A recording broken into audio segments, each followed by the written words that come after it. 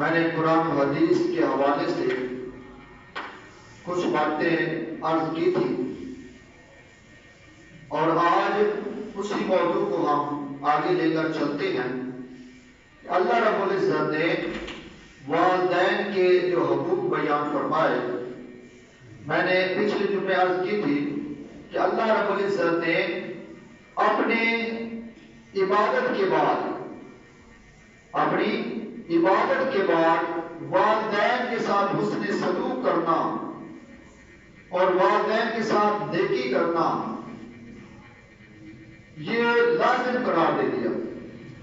اللہ پاک نے فرمایا کہ میری عبادت کرو اور میرے ساتھ کسی کو شریک نہ ٹھہراؤ، کسی کو شریک نہ کرنا، اور اس کے بعد فرمایا کہ وَبِالْوَالِدَيْنِ إِحْسَانًا، اس کے بعد والدین کے ساتھ حسن سلوک سے پیش آنا، اور یہاں تک فرمایا کہ انشکر لی وَلِوَالِدَيْ، کہ میرا شکر ادا کر اور اپنے والدین کا شکر ادا کر۔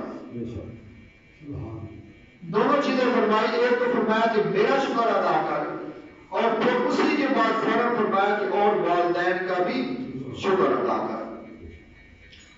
اور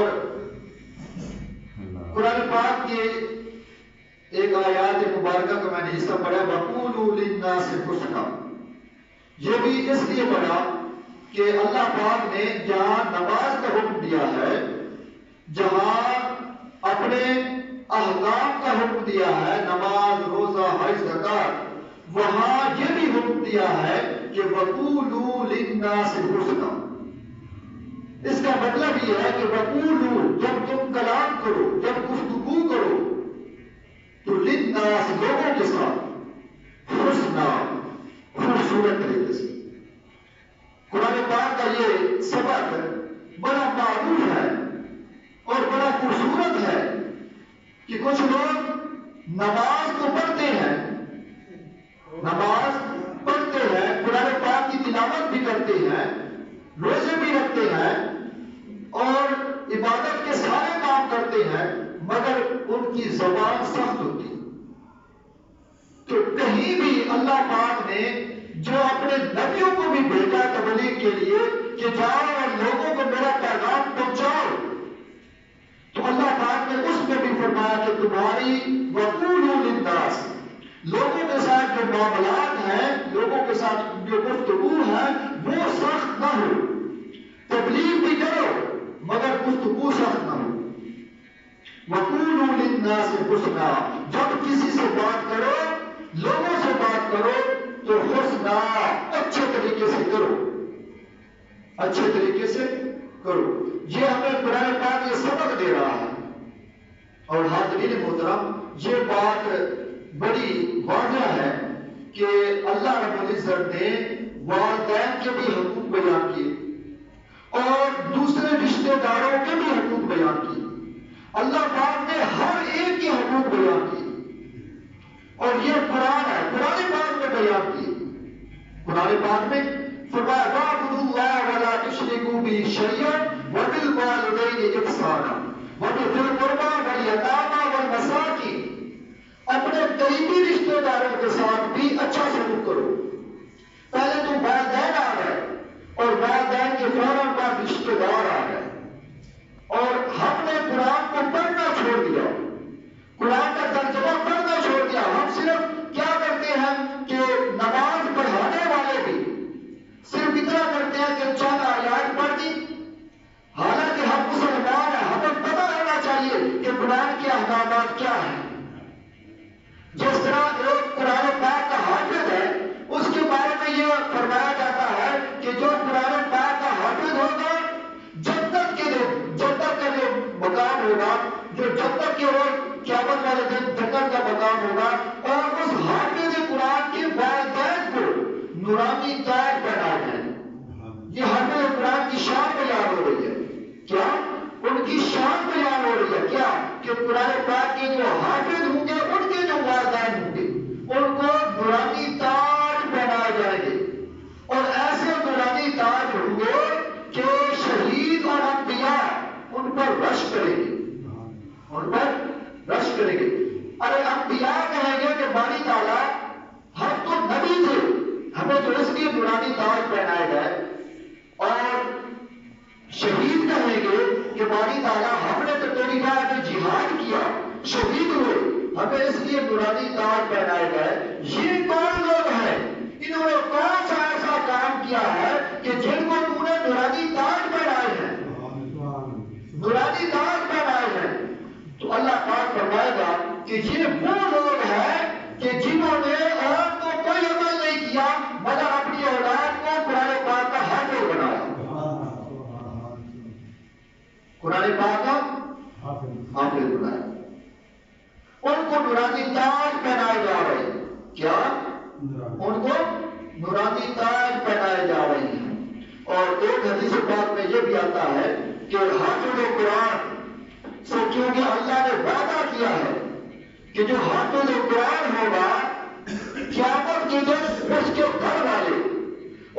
گھر والے جتنے بھی ہوں گے ان میں سے 10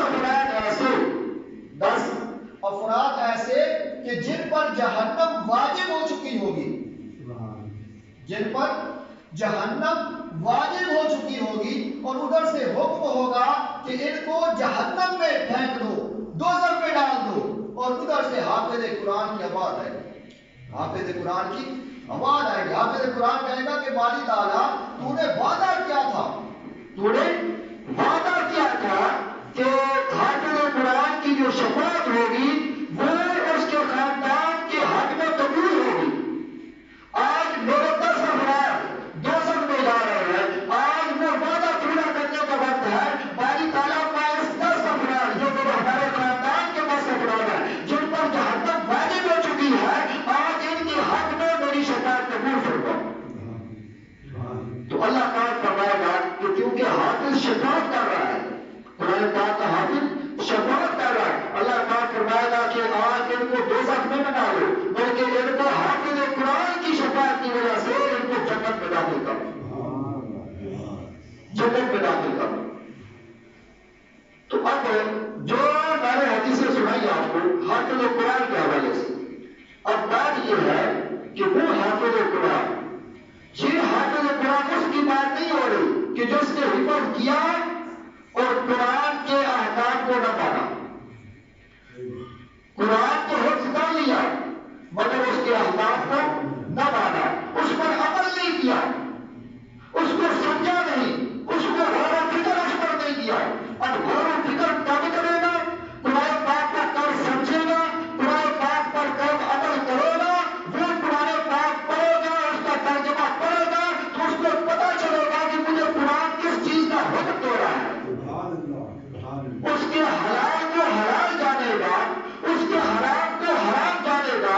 جس کو قرآن نے حلال کر دیا اس کو حلال جانے اور جس کو حرام کر دیا اس کو حرام جانے.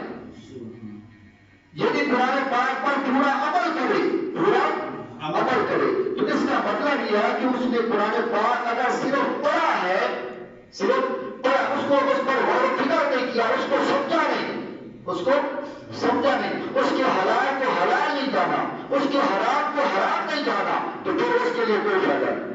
اس کو ثواب ملے گا قرآن پاک پڑھنے کا، ثواب ملے گا مگر یہ اجر نہیں ملتا. کیوں؟ اس لیے کہ اس کو چاہیے تھا کہ اس نے قرآن پڑھا ہے، قرآن پڑھا، اس کو سمجھے، اس کو پتا چلے کہ یہ قرآن ہمیں کیا سبق دے رہا ہے. ایسا ہونا چاہیے نہیں. یہ ہر مسلمان کے ساتھ ہونا چاہیے، ہر مسلمان کو پتا ہونا چاہیے.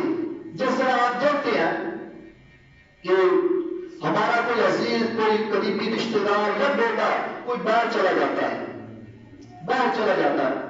اب اس کا ادھر سے خط آتا ہے، اس وقت جو خط ہوتے تھے تو باہر تو پھر میسج ہے، موبائل پہ آ جاتے ہیں، موبائل پہ کال ہو جاتی ہے تو میسج آ جاتے ہیں. تو اب اس کو میسج آیا، اس کا خط آیا بیٹے کا. اب والدین پڑے ہوئے نہیں ہیں، والدین پڑھے ہوئے. یہ ایک مثال آپ کو دے رہا ہوں، والدین پڑھے لکھے نہیں ہیں.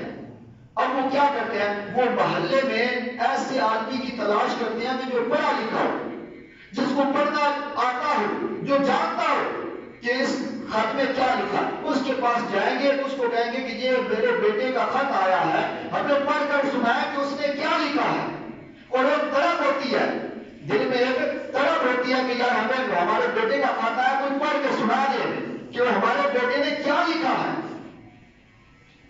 موت ہوتی ہے یا نہیں ہوتی؟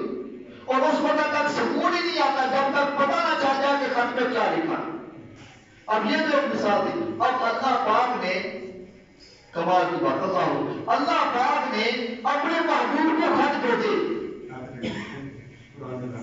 قرآن پاک نازل کیا اللہ رب العزت نے۔ یہ کوئی عام کلام نہیں ہے، یہ قرآن کوئی عام کلام کسی انسان کا لکھا ہوا نہیں ہے۔ آپ جس کی کتاب کو بھی اٹھائیں گے اس کی لکھی ہوگی، اس میں غلطی کی گنجائش ہوگی، وہ نیچے لکھے گا کہ اگر غلطی ہو تو مجھے بتا دیں۔ لیکن قرآن ایسی کتاب ہے کیونکہ یہ کسی انسان کا کلام ہی نہیں ہے، کسی انسان کا کلام ہی نہیں ہے، یہ رب کا کلام ہے اور اس نے شروع سے ہی لکھ دیا ہے الف لام میم ذالک الکتاب لا ریب فیہ۔ یہ وہ کتاب ہے جس میں شک کی گنجائش ہی نہیں ہے۔ سبحان اللہ، سبحان اللہ، یہ وہ کتاب ہے، اس میں کوئی شک نہیں ہے۔ اس کتاب میں یہ اللہ کا کلام ہے، یہ اللہ کا کلام ہے۔ ایک یہ ایسی کتاب ہے کہ اللہ اس میں کوئی غلطی نہیں ہے، کوئی شک کی گنجائش، کوئی شک کر ہی نہیں سکتا، کوئی شک کر ہی نہیں کر سکتا۔ جو شک کرے گا وہ تو کافر ہو جائے گا۔ اس کتاب میں کوئی شک کی گنجائش ہی نہیں ہے، کوئی شک ہی نہیں کر سکتا، کوئی شک ہی نہیں کر سکتا۔ وہ کتاب نازل کی تو حافظ قرآن کے لیے یہ ہوگا کہ وہ 10 آدمی ایسے جن پر جہنم واجب ہو چکی ہوگی شفاعت کرے گا اور ان کو جنت میں لے کے جائے گا، اور ان کو جنت میں لے کے جائے گا۔